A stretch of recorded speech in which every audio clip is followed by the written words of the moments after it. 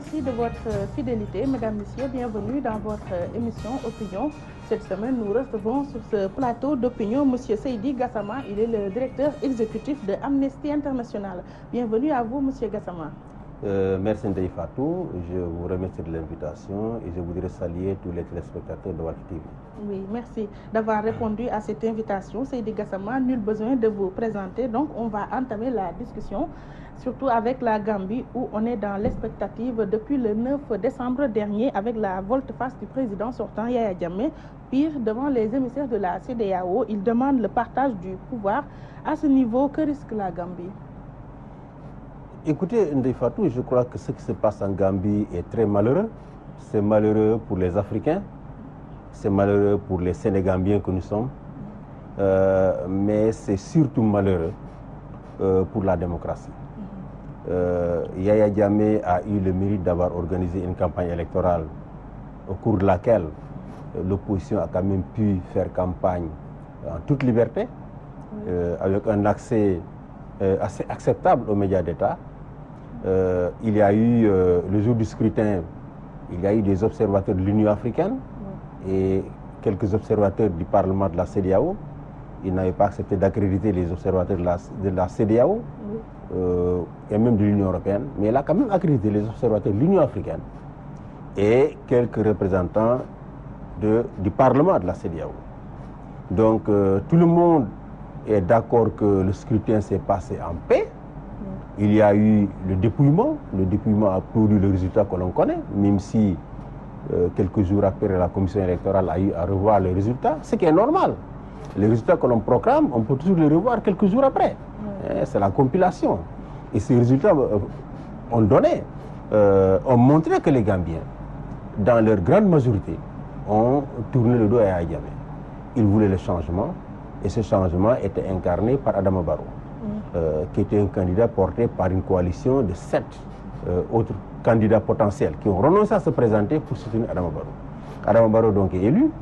Le monde entier a applaudi les gestes de Yaya.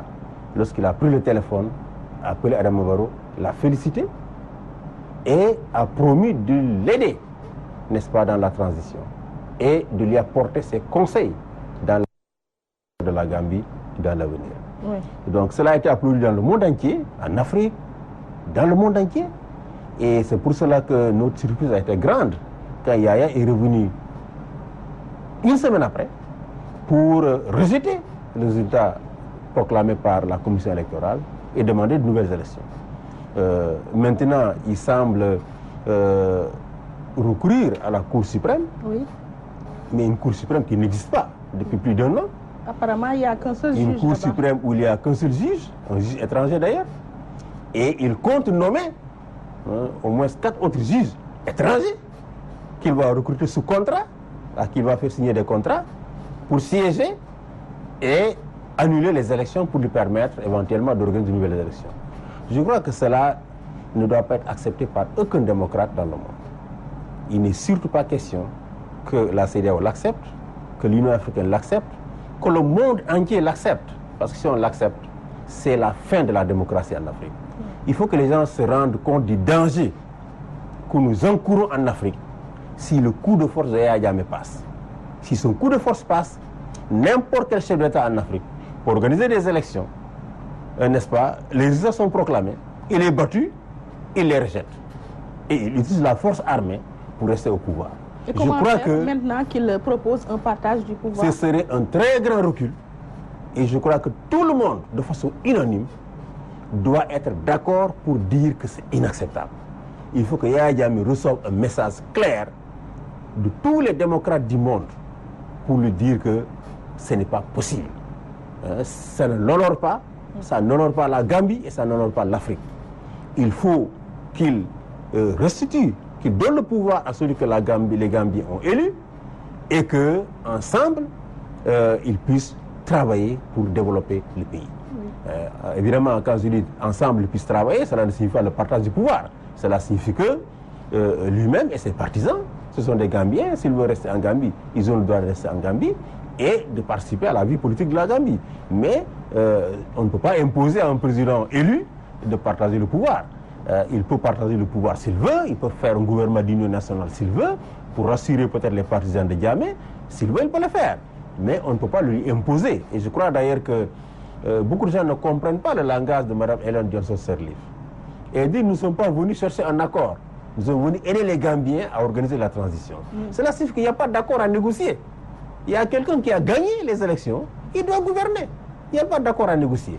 Il faut juste convaincre Yaya de lui donner le pouvoir et justement lui permettre d'exercer ce pouvoir conforme à la volonté du peuple gambien. À ce stade, on peut dire qu'il y a le statu quo, puisque rien n'a été décidé. Il y a le statu quo parce que Yaya Jammeh continue à résister, à refuser de donner le pouvoir à celui que les Gambiens ont élu, de façon tout à fait inacceptable. Et je crois que la réaction de la communauté internationale était unanime. Même la Russie, dont il se prévaut de l'amitié, la Russie est quand même membre du Conseil de sécurité, qui a fait une déclaration ferme en disant à Yaya de transmettre le pouvoir sans délai et sans condition au vainqueur de l'élection présidentielle. Donc aujourd'hui, il n'y a aucun pays au monde qui soutient Yaya Jammeh dans l'aventure dans laquelle il veut conduire les Gambiens. À propos, le ton ferme utilisé par la communauté internationale va-t-il payer? Vous savez, on ne peut pas attendre de la communauté internationale un autre ton que celui qui jusqu'à présent a été utilisé. La CEDEAO, c'est une tradition. La CEDEAO de toutes les zones économiques en Afrique, les blocs régionaux en Afrique, la CEDEAO est la plus avancée en matière de démocratie et d'organisation des élections. Et c'est pour cela que lorsque cet événement s'est produit, à l'instar de ce qui s'était passé en Côte d'Ivoire, la CEDEAO a adopté un ton ferme.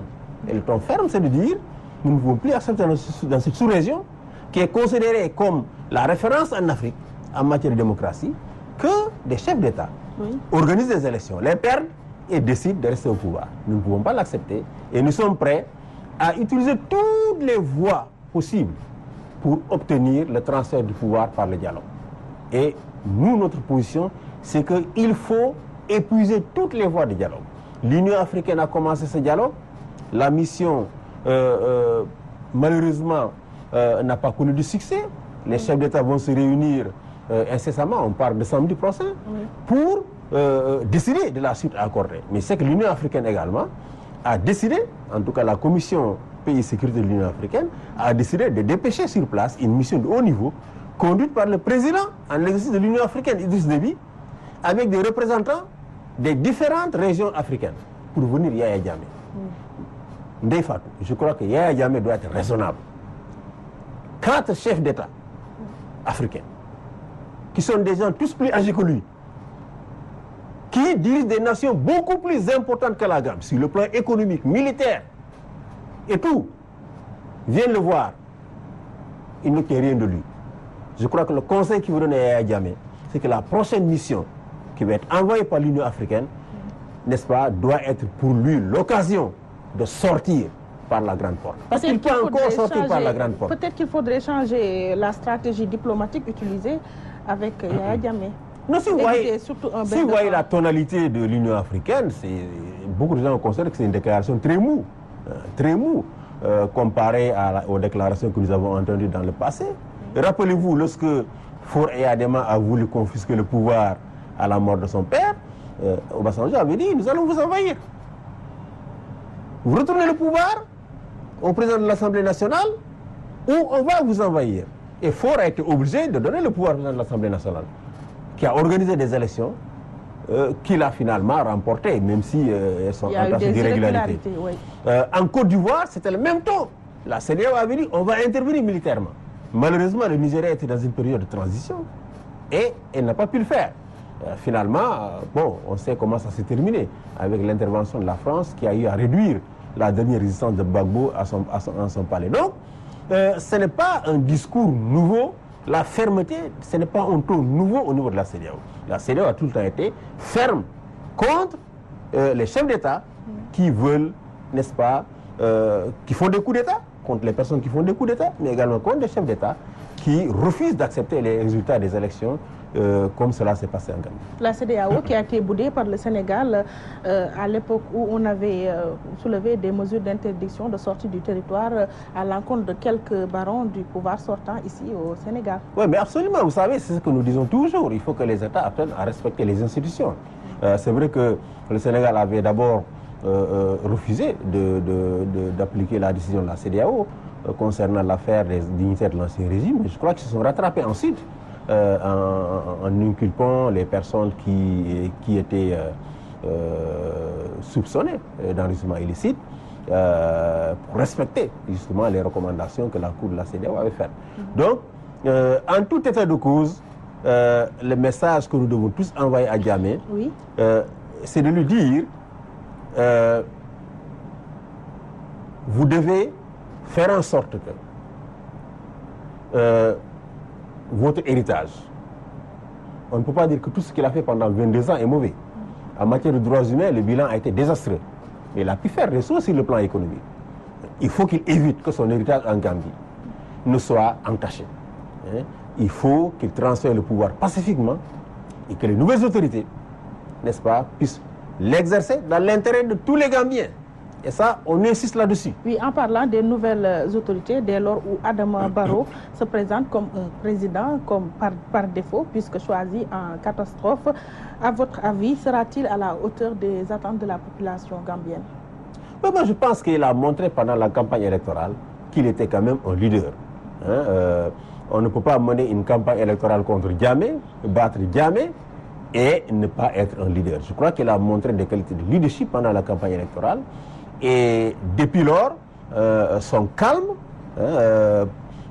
face à la situation que Jammeh a créée montre que c'est quand même une personne articulée. Non seulement il est articulé, il est posé.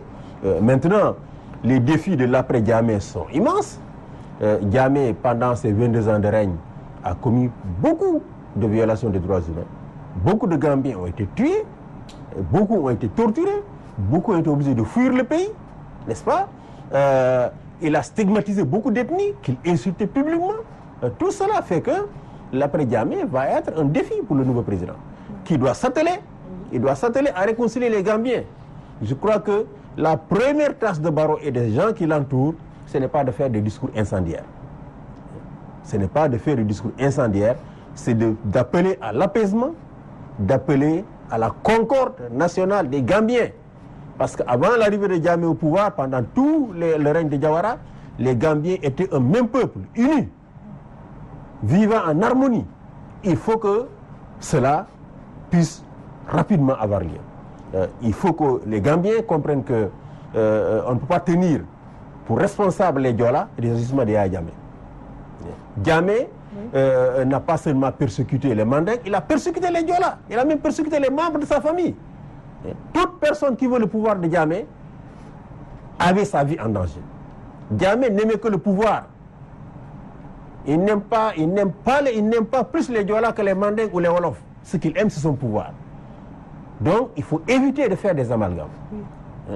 Éviter de faire des amalgames. 3 années suffiront-elles pour que ce peuple gambien soit uni? Moi, je pense que l'unité du peuple gambien, ce n'est pas une chose difficile. C'est déjà une réalité. Il faut que le nouveau président tienne un nouveau discours aux populations en leur disant nous sommes tous des frères et des sœurs. Ces populations mandingues et Diola et Wolof, ils vivent quand même depuis des siècles ensemble. Je ne vois pas pourquoi, après le départ de Yaya Jammeh, on doit s'entretuer. Il faut que l'euphorie et les dérapages qu'on a observés. Après il y en a eu. Oui, il y a eu beaucoup de dérives. Même si c'est peut-être des dérives verbales. Il faut que ça cesse. Il faut que ça cesse, il faut que tout le monde soit rassuré. C'est l'appel vraiment que je voudrais lancer aux nouveaux dirigeants et au peuple gambien. Il faut que les dérives verbales, physiques, cessent. Et je crois que l'ambassade des États-Unis a également lancé le même appel. Et j'ai entendu Barrow également lancer le même appel. Donc il faut que les Gambiens sachent que l'euphorie et les dérapages qui ont accompagné la chute de Jammeh, c'est terminé. Et que maintenant, il appartient, dans la concorde, de travailler pour que la transition s'opère pacifiquement et qu'ensemble ils construisent leur pays. C'est un pays quand même 2 millions d'habitants, 1 200 000 habitants. S'ils ne sont pas unis, mais ils ne peuvent pas décoller.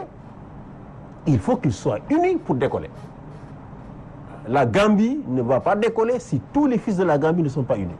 S'ils ne se sentent pas tous pleinement gambiens, égaux devant la loi et égaux par rapport à l'État, la Gambie ne pourra pas décoller. Oui. Voilà. Porté au pouvoir par une coalition, pensez-vous que Barrow échappera au chantage de ses compagnons de fortune? Vous savez, comme toutes les coalitions, comme au Sénégal, comme partout dans le monde, les coalitions survivent, peuvent vivre longtemps, tout comme elles peuvent avoir une vie très courte. Ça dépend de l'habileté et des sacrifices que Adama Barrow sera prêt à faire pour garder tout le monde autour de lui.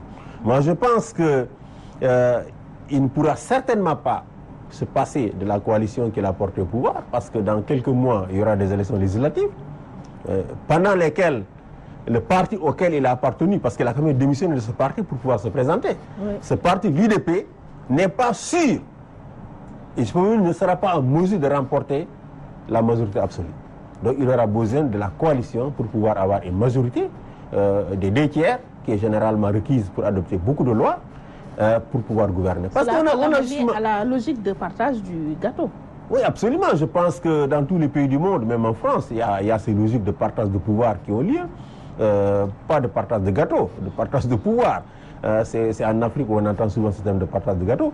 Mais je pense que il devrait pouvoir même prendre, s'il y a des gens compétents dans le camp de Djamé, pourquoi il ne les prendrait pas?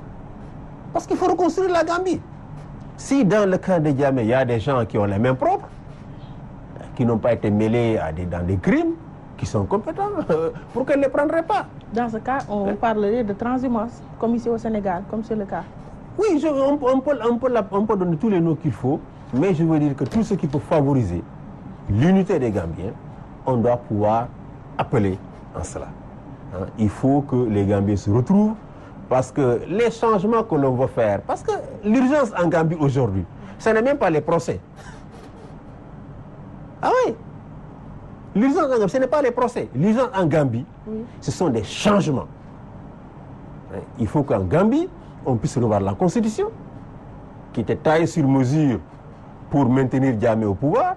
Il faut qu'on revoie toutes les lois qui ont trait à la liberté de la presse, qui ont trait à la justice, le code pénal, le code de procédure pénale. Toutes ces lois, il faut les revoir. C'est ça l'urgence. Réviser toutes les lois que Djamé a mis en place pendant 22 ans et qui l'ont permis d'exercer sa dictature sur la Gambie. C'est cela l'urgence. Une fois que tout cela est revu, que l'état de droit est institué en Gambie, après on peut faire le bilan en matière de droits humains. Parce qu'il faut malheureusement faire le bilan en matière de droits humains. Oui. Vous savez, en Guinée, quand Sékou Touré est mort, Lansana Conté, quelques jours après, a balayé ce qui restait du régime. On n'a pas fait le bilan.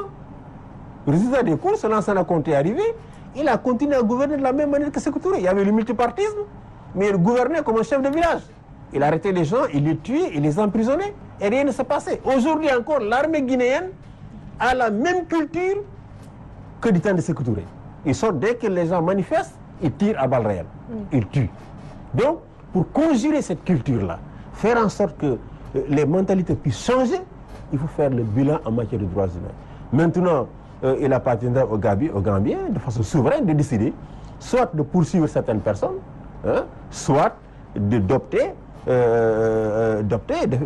pour le système de la méthode sud-africaine, les comités vérité et réconciliation, pour que la vérité soit sûre et qu'ensuite on puisse pardonner. Oui.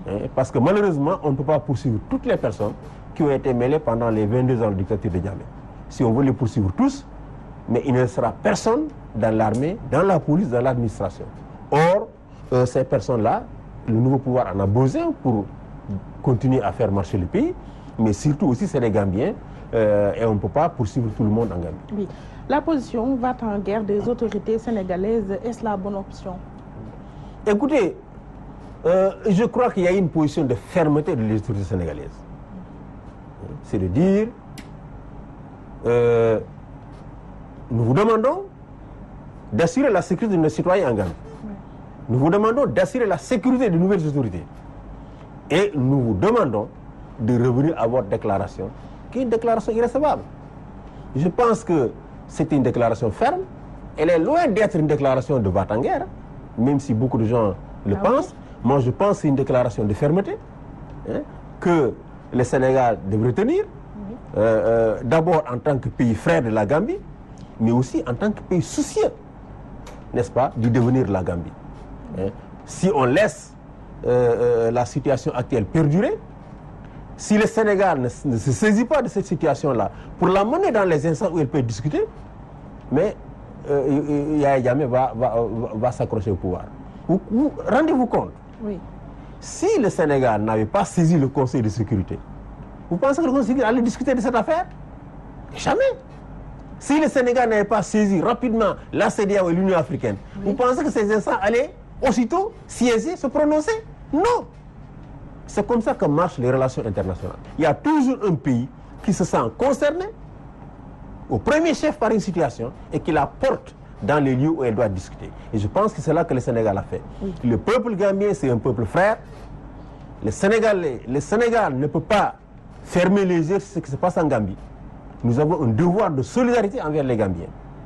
Et je crois que l'attitude du président Macky Sall, de Mankeur Ndiaye, exprime parfaitement l'obligation de solidarité que nous avons envers les Gambiens. Oui, avec les mises en garde du chef d'Atika, Nkrumah Sané, qui risque encore la stabilité de la Casamance s'il y a des troubles en Gambie. Vous savez, je ne sais vraiment pas si Nkrumah est le chef du MFDC ou pas. Je sais qu'il est à Paris depuis bientôt une vingtaine d'années. Le très mal nommé Nkrumah d'ailleurs, parce que Nkrumah, ce que nous savions de Kwame Nkrumah, il prônait l'unité de l'Afrique. Kwame Nkrumah n'était pas un séparatiste. Donc je ne sais pas tellement de quel MFDC Nkrumah est le chef, parce que malheureusement au MFDC il y a beaucoup de chefs. L'aile dissidente d'Atika. Il y a beaucoup de chefs aujourd'hui. Atika, c'est l'aile combattant du MFDC. Toutes les factions du MFDC se réclament d'Atika. Donc je ne sais pas tellement de quelle faction lui il se réclame, de quelle faction il est le chef. Je sais simplement que il se proclame chef depuis Paris, mais que beaucoup de gens dans les MFDC lui contestent, n'est-ce pas, ce titre de chef du MFDC. La déclaration qu'elle a faite, je ne suis même pas sûr qu'elle engage les MFDC. Parce que les MFDC a tout à perdre. En prenant parti dans ce conflit. Comment? Mais s'ils prennent parti dans ce conflit, et si Jammeh part, mais le nouveau régime qui va être installé en Gambie ne va plus accepter que les MFDC puissent même séjourner, que ces dirigeants puissent même séjourner en Gambie. Ils ont commis une erreur historique en Guinée-Bissau en se mêlant du conflit en Guinée-Bissau. Une très grosse erreur. Ils sont partis se mêler du conflit en Guinée-Bissau. Quel est le résultat pour les MFDC? On les a chassés de la Guinée-Bissau. Lorsque le régime qu'ils ont soutenu est tombé, on les a chassés du pouvoir. Donc, ils n'ont pas intérêt à se mêler des histoires de la Gambie. Ils doivent laisser les Gambiens régler leurs problèmes avec l'aide de la communauté internationale. Le problème de la Gambie doit être réglé avec l'aide de la communauté internationale, dont le Sénégal fait partie. Oui. Mais ce serait une erreur historique pour eux de prendre part à ce conflit. Oui. Parce qu'en tout état de cause, Jammeh partira. En tout état de cause, il partira. Et je ne suis même pas sûr qu'on aura besoin de la force militaire pour le faire partir si la communauté internationale applique toute la panoplie de sanctions diplomatiques, politiques, économiques, militaires dont il dispose. Le régime de Jammeh sera à genoux et il va partir. Oui. En rouvrant ses frontières à Cheikh Sidiya Bayo, de la sorte, le Sénégal ne cherche-t-il pas à envenimer la situation? Non, je pense que c'était une très grosse erreur pour le Sénégal de renvoyer Sidiya Bayo du pays. C'était sur demande du président Yaya Jammeh. Mais Jammeh n'est plus le président de la Gambie. On ne doit plus parler de... Jammeh, c'est l'ex-président de la Gambie. Il n'est plus président de la Gambie. Alors, c'est Jammeh qui, en tant que chef d'État de la Gambie, avait demandé peut-être à ce qu'il parte, même si nous n'avions pas la certitude que c'est Jammeh qui a demandé à ce qu'il parte. Je pense qu'il avait fait des déclarations qui n'étaient pas conformes, n'est-ce pas, à l'esprit des bonnes relations que le Sénégal entretient avec ses voisins. Il faut le dire, le Sénégal, c'est un pays qui est respectueux de la souveraineté des autres pays. Donc, Bayo avait fait une déclaration qui était considérée comme allant à l'encontre de l'esprit de bon voisinage, de respect de la souveraineté des autres États que le Sénégal avait. Et il avait été expulsé pour ça. Nous, d'ailleurs, nous avions contesté devant la Cour suprême son expulsion. La Cour suprême ne nous a pas suivis. Mais aujourd'hui que il y a eu des changements en Gambie, un nouveau président, je ne vois pas pourquoi il ne reviendrait pas. Il ne constitue plus une menace pour qui que ce soit en Gambie. Nos relations avec le régime gambien surtout. Oui, mais le régime gambien, l'ancien régime gambien. Oui, l'ancien régime gambien. Je crois que le nouveau régime qui est en passe, celui qui est légitime, aujourd'hui en Gambie, n'a pas de problème avec lui. Donc je ne vois pas pourquoi on l'empêcherait de venir. Surtout que son père est enterré au Sénégal. On lui avait empêché même de venir inhumer son père à Touba. Donc c'est tout à fait normal qu'il vienne. Des fois, pour revenir un peu, je le disais,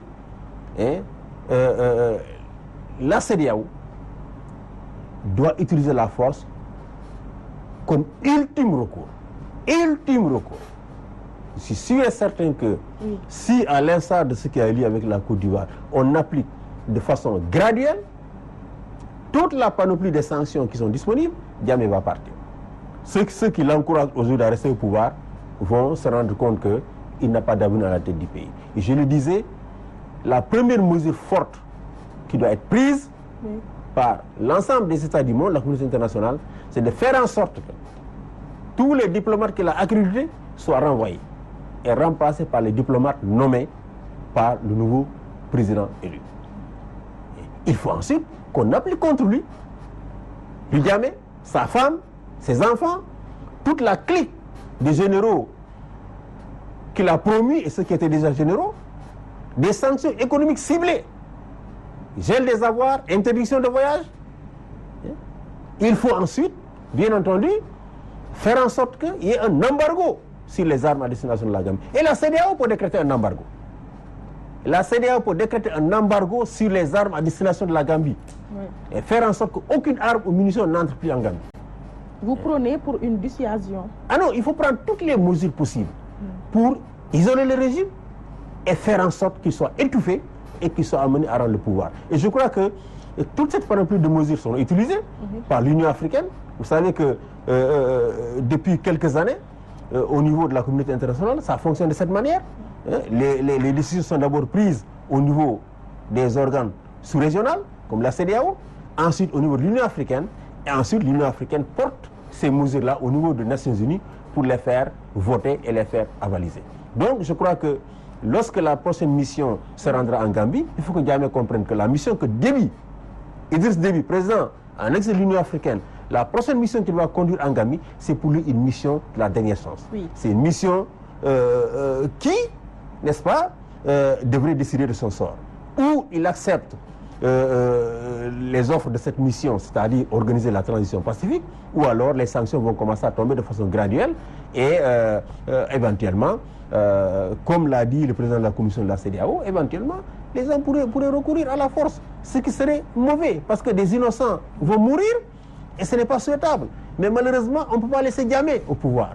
Si on laisse Diamé au pouvoir, c'est fini pour la démocratie en Gambie et c'est fini pour la démocratie au monde. Oui, auparavant, en envoyant John Dramani en Gambie pour convaincre Diamé de céder le pouvoir, ce parallélisme des formes pouvait-il procéder? Oui, c'était pour lui dire, Dramani, le message que les chefs d'État de la CEDEAO voulaient lui donner en demandant à Dramani de venir, c'était de lui dire, comme toi, j'ai perdu les élections, j'ai accepté ma défaite, je vis tranquillement dans mon pays, pourquoi tu ne le ferais pas? C'est le message qu'on voulait lui donner. Ce n'était pas un message abstrait, mais c'était un message, les circonstances ont fait qu'on avait un exemple à lui montrer. D'un chef d'État qui a été battu, un chef d'État en exercice, qui a été battu et qui a accepté la défaite, qui a appelé son vainqueur et qui a décidé de se plier au résultat. Donc, nous espérons que Yaya va suivre l'exemple de Dramani. Est-ce que cela a prospéré? Puisqu'il n'y a pas eu d'accord entre Diamé et ses émissaires de la CEDEAO. Vous savez, pour le moment, on ne sait pas exactement le résultat de cette mission.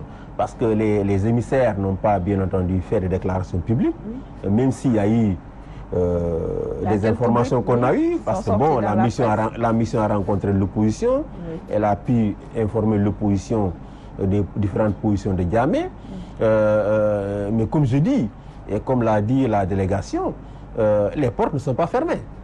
L'Union africaine va prochainement envoyer une autre mission en Gambie et je crois que cette mission-là va obtenir de Diamé qui se retire du pouvoir quitte à lui donner des garanties par rapport à sa sécurité. Oui, Monsieur Seydi Gassama, on quitte la Gambie pour revenir au Sénégal où il y a un bras de fer entre l'exécutif et le judiciaire.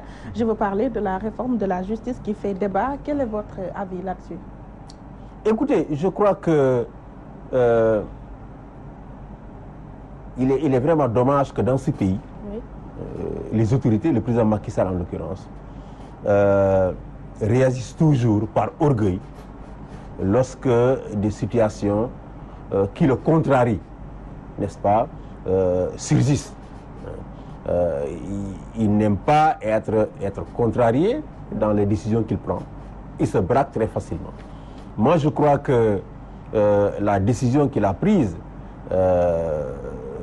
avec cette loi sur le statut des magistrats, de faire en sorte qu'une poignée de magistrats voient leur âge élevé à 68 ans, même si cela se passe en France. On doit copier les bons exemples de la France, mais tous les exemples de la France ne sont pas bons. Les magistrats, quand même, c'est un corps d'élite parmi les fonctionnaires. Les magistrats, ce n'est pas n'importe quel fonctionnaire, c'est l'élite. C'est l'un des corps d'élite parmi les fonctionnaires. Lorsque des magistrats, presque à l'unanimité, rejettent une réforme, je ne vois pas pourquoi un chef d'État va imposer cette réforme. La solution de sagesse aurait été qu'il recule. S'il veut garder certains magistrats, il peut toujours trouver des artifices pour les garder. En tout cas, ils sont au nombre de 19 sur un chiffre. Voilà. Parce qu'apparemment, tout le monde pense que cette disposition de la loi a été concoctée uniquement pour un petit groupe de magistrats. Mais pour ce petit groupe de magistrats, 19, oui, on peut trouver beaucoup d'autres artifices pour les garder à la tête de ces institutions, si on le veut. C'est quand même lui qui nomme aux emplois civils et militaires. Si ces personnes arrivent à l'âge de la retraite et qu'il veut les garder, il peut toujours leur donner une prolongation. Mais non pas voter une loi pour dire que c'est seulement quelques magistrats, les présidents de cour d'appel, les procureurs généraux de cour d'appel, les gens de la Cour suprême, c'est eux qui vont aller à la retraite à 68 ans. C'est une discrimination.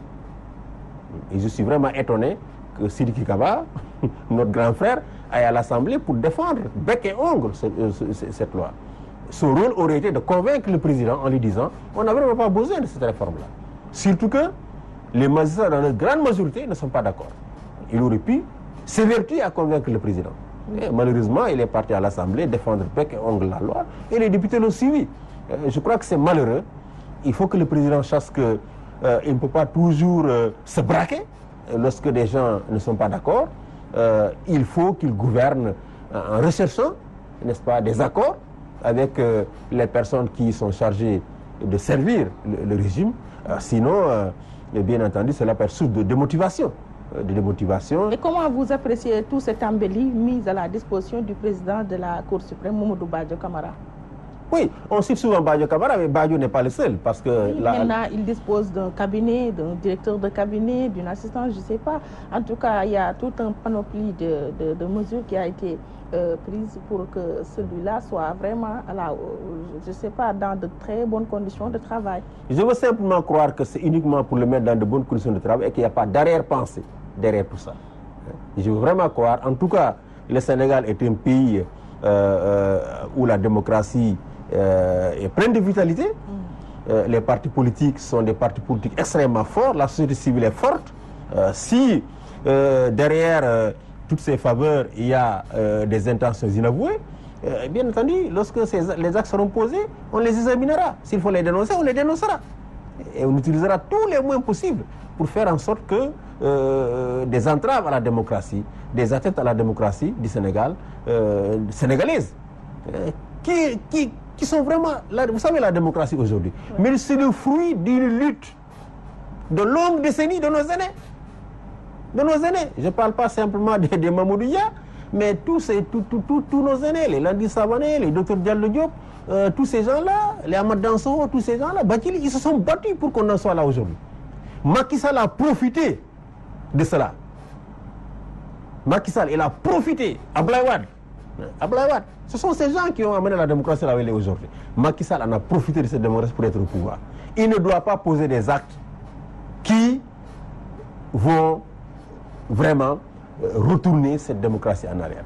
Il doit la porter beaucoup plus haut et non pas poser des actes qui puissent n'est-ce pas, ternir l'image du Sénégal sur la scène internationale. Oui, au moment où l'on s'occupe bien de ces juges de la Cour suprême et de certains magistrats, il y a les greffiers qui, depuis quelques mois, sont en mouvement d'humeur et jusque-là, il n'y a pas eu d'accord entre l'État et ce corps de la justice. Ah, c'est malheureux, vous savez, chaque fois que les greffiers vont en grève, qui paye les pots cassés, c'est les justiciables. Oui. D'abord, les procès ne peuvent pas se tenir parce que c'est eux qui dressent les actes lors de ces procès. Vous voulez des papiers, vous ne pouvez pas les avoir. Donc, chaque fois que les greffiers sont en grève, mais cela a une répercussion sur les droits des citoyens. Il y a des détenus qui devraient être jugés et libérés qui restent en prison. Donc, les grèves des greffiers doivent être prises très au sérieux. Très au sérieux. Malheureusement, nous avons comme l'impression que pour l'État, les greffiers ne font pas le poids. Ce n'est pas comme les enseignants. Ils font des grèves à répétition. On n'essaie pas de trouver des solutions à leurs problèmes. Alors que leurs grèves ont un impact sur la vie des gens.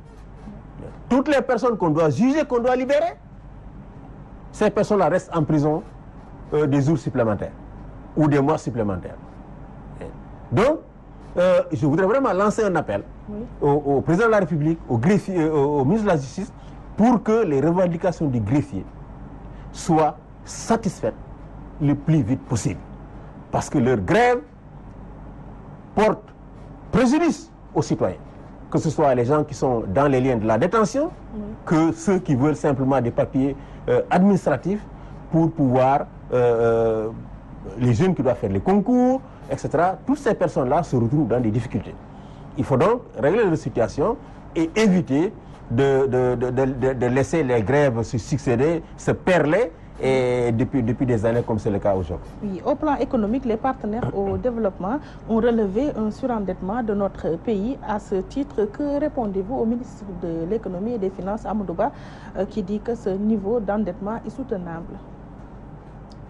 Écoutez, vous savez, l'endettement n'est pas une mauvaise chose. Ce qui est mauvais, ce qui serait mauvais, c'est de faire un mauvais usage de l'endettement. Si vous endettez pour édifier des infrastructures qui vont permettre au pays d'amorcer son développement, c'est une bonne chose. Si vous endettez pour construire des routes, c'est une bonne chose. Si vous endettez pour construire des chemins de fer, c'est une bonne chose. Si vous endettez pour construire des ports, c'est une bonne chose. Ça dépend vraiment de ce que vous faites de l'endettement. Si vous vous endettez maintenant, si vous vous endettez pour construire des écoles, faire en sorte que les abris provisoires soient résorbés et que les gosses étudient dans de bonnes conditions, c'est une bonne chose. Mais si vous vous endettez pour la consommation, ce n'est pas une bonne chose. Donc, je n'ai pas vraiment des informations exhaustives sur l'endettement du Sénégal, mais je crois que si les bailleurs de fonds tirent la sonnette d'alarme, il faut que le gouvernement fasse très attention. Parce que l'endettement auquel nous souscrivons aujourd'hui, ce sont les générations futures qui doivent payer cet endettement-là.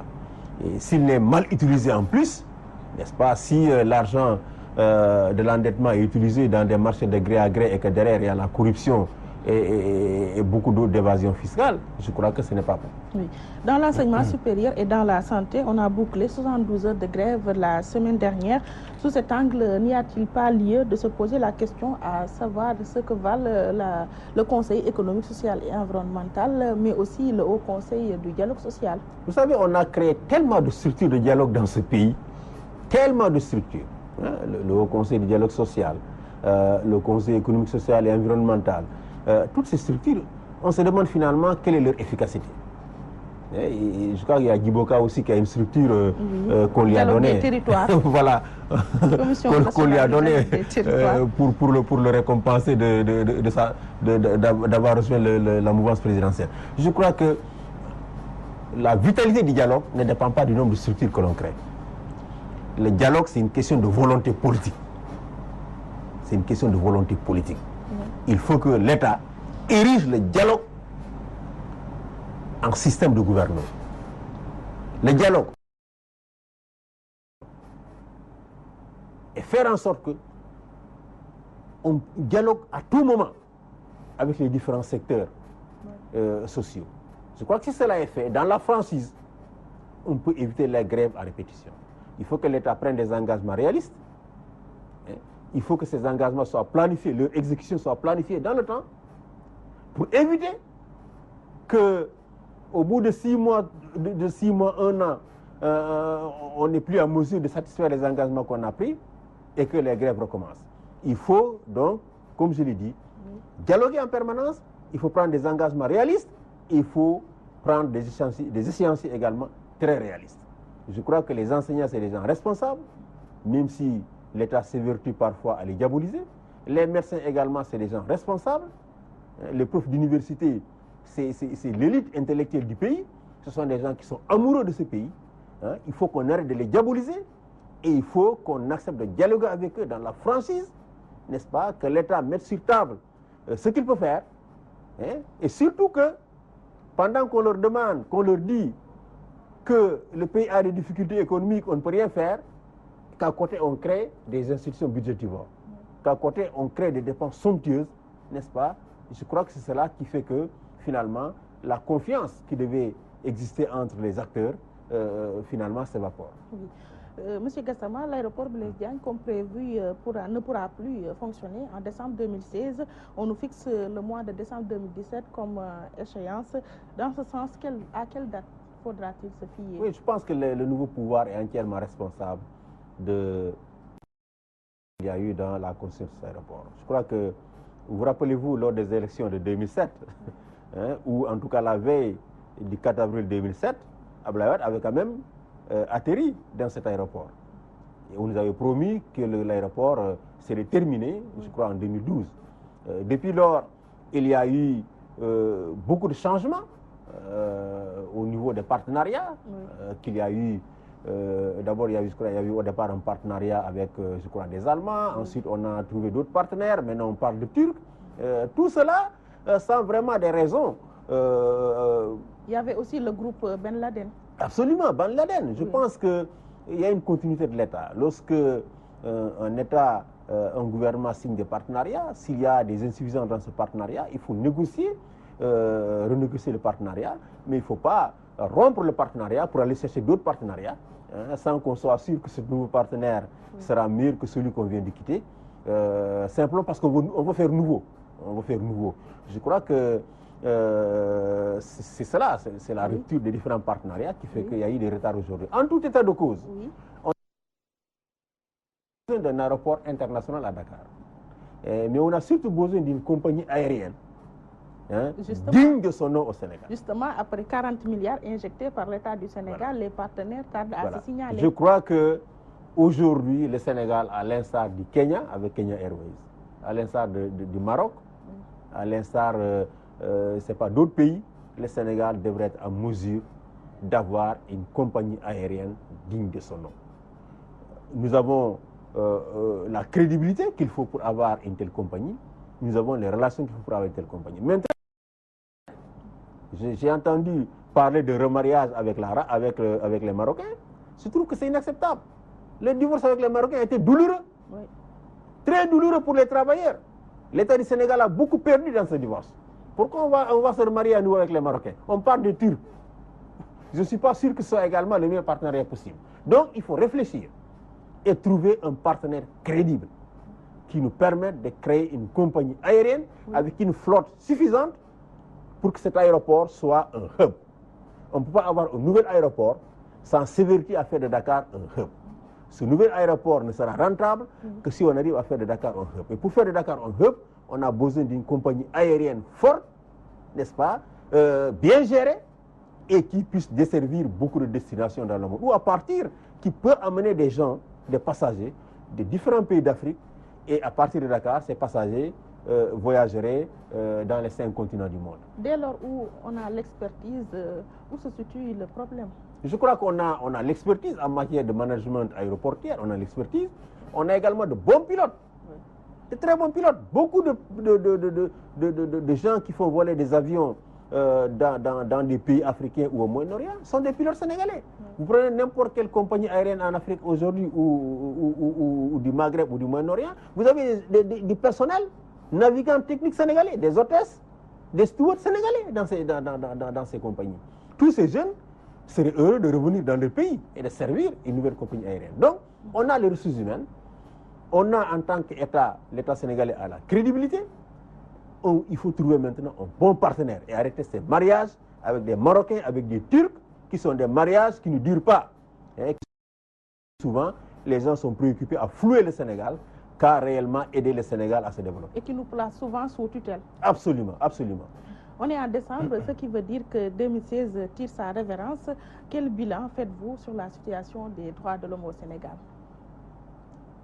Comme d'habitude, c'est une situation très mitigée. Très mitigée. On a encore, pendant cette année, connu beaucoup de difficultés en matière de droits humains. Beaucoup de manifestations ont été interdites, même si le ministre Abdoulaye Daouda Diallo a servi des statistiques fantaisistes aux députés à l'Assemblée nationale, en mettant dans les statistiques les autorisations de barrer des routes pour faire des sabars, de barrer des routes pour faire des funérailles et des ngéntés. Il a mis tout cela dans ses statistiques pour tromper les députés en leur disant nous sommes un pays qui respecte la liberté de manifester. C'est faux. C'est faux. On parle de liberté de manifester, de respect du droit à la manifestation, lorsque ce droit est accordé à des personnes qui revendiquent ou qui manifestent pour critiquer le gouvernement. C'est cela qui donne le sens au droit de manifester. Lorsqu'on vous le donne, lorsque l'État vous le donne, et que vous l'utilisez pour revendiquer ou pour critiquer, ou même pour soutenir le régime. C'est un droit également. Mais restreindre le droit de manifestation pour toutes les personnes, pour les partis politiques, pour la société civile, chaque fois qu'on craint qu'ils vont critiquer le régime, et l'accorder à des batteurs de sabar ou à des gens qui barrent les routes de façon indue pour organiser des ngéntés, et essayer de dire à la communauté internationale qu'on respecte la liberté d'opinion, je crois que c'est un mensonge d'État. Il faut que l'État comprenne que la liberté d'expression, la liberté de manifester, c'est la première des libertés. Mais c'est la liberté de manifester, la liberté d'expression qui vous permet de revendiquer le droit à l'éducation, le droit à la santé, le droit au logement. Tous les autres droits, vous ne pouvez les revendiquer si vous n'avez pas la liberté d'expression et la liberté de manifester. Donc en restreignant ces libertés, l'État du Sénégal porte atteinte à l'ensemble des autres droits des Sénégalais. Parce qu'aujourd'hui, si des gens veulent manifester parce qu'il y a des coupures de courant, ou il y a des délestages de courant, ou il y a un manque d'eau, ou parce qu'on n'a pas des écoles de bonne qualité, et qu'on leur dit vous ne pouvez pas le faire, bien entendu, on porte atteinte également à ces droits-là, qui sont des droits économiques, sociaux et culturels fondamentaux. Le Sénégal a-t-il eu une avancée démocratique significative à l'issue du référendum du 20 mars 2016? Peut-on dire que les institutions ont été renforcées? Je dirais que le référendum de 2016 est une occasion manquée.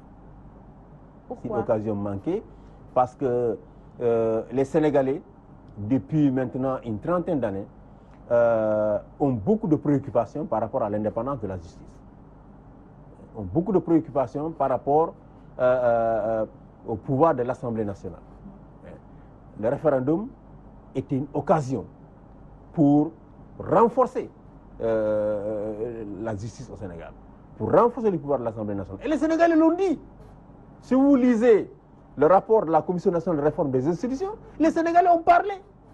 Et ont parlé de façon très forte en disant voici les réformes que nous voulons. Malheureusement, toutes les réformes qui pouvaient grignoter un peu les pouvoirs, les super pouvoirs du président Macky Sall ont été rejetées. Il a pris... on nous a dit qu'on a augmenté le pouvoir du président de l'Assemblée nationale, qu'il pouvait nommer, je crois, 2 membres du Conseil constitutionnel. Oui, maintenant, il les propose au chef de l'État. Il les propose. Voilà, en réalité, il y a rien de nouveau sous le soleil. Rien de nouveau sous le soleil. On a peut-être fait croire au Sénégal que désormais, la limitation des mandats est écrite sur du marbre. C'est faux. C'est faux. On ne peut peut-être pas modifier ces dispositions-là par référendum, mais on peut adopter une nouvelle constitution. Un président peut venir et dire, moi j'adopte une nouvelle constitution. Oui. En ce moment-là, il remet tout en cause. Donc, il n'y a pas eu d'avancée. C'est une occasion manquée de Macky Sall. Et nous continuerons à revendiquer pour ce pays une justice indépendante. Nous continuerons à faire en sorte que le prochain président qui va le remplacer puisse faire les réformes que les Sénégalais attendaient de Macky et qu'il a malheureusement éludé en proposant des réformettes au peuple sénégalais. En sport, la tricherie nous a perdu en handball. Ainsi, en introduisant un recours au niveau de la commission arbitrale du sport, le Sénégal n'est-il pas la risée du monde? Oui, je pense qu'il y a beaucoup d'amateurisme. Pour moi, c'est beaucoup moins la tricherie que de l'amateurisme, du manque de professionnalisme des dirigeants du handball. Parce que comment peut-on faire jouer une joueuse qui a porté les couleurs de notre pays sans respecter le délai qui était prescrit par les instances du handball mondial? Je crois que c'est un amateurisme qui est indigne de dirigeants sportifs d'un pays comme le Sénégal. Le Sénégal est connu pour être un pays d'intellectuels, un pays dirigeants, que des dirigeants de notre basket, de notre handball puissent commettre de telles fautes extrêmement graves.